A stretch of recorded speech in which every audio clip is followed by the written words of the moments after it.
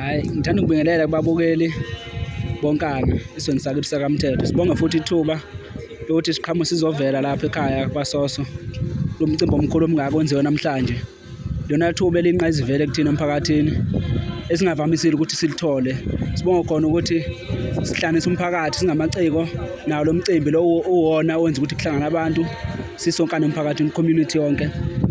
Sibonge futhi nomasipala abaxhasile nestudio sikhona futhi istudio out esiphakathi kwalawo lo mcimbi. Sibonge nabantu basazofika nabaphakathi kuwona. Sibonga kakhulu ukuthi bebe khona bezobuka thina singamaciko.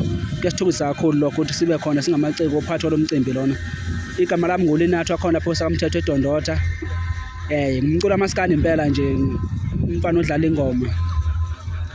Sithokoza kakhulu ukuthi sibe phakathi kwalo mcimbi nathi siwuLinathi Indlamu Mkhonto. Siphakathi kuwo-ke khona mhlawumbe sikuphethe esizokwenza ukuthi abantu bejabule bethokoze. Asithembisi lutho kodwa ngithi lo msebenzi ozayo futhi omunye uzophuma kodwa uyophuma ngoDisemba, sokhipha uDisemba.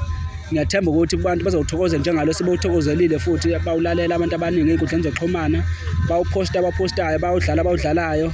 Ngingathanda ukuthi futhi bewuthokozele kakhulu abantu lo msebenzi loyo. Kuningi sikufisa ukuthi izinga liphakame lapho sikhona besiphakamise, asilutho ngaphandle kwabo ukuthi bethenga umculo wethu. Uma bengawuthenga umculo wethu asiyindawo. Singathanda kakhulu ukuthi bewuthenga umculo wethu ukuze uphakame uye phambili, nathi saziwa ngabantu beqhube besiqashe besifonele besitshela ukuthi asizodlala emicimbini eminingi noma imuphi. Okwethu nje ukuthi sifike nje kuphela sizodlala sishiye lokho sekushiyayo.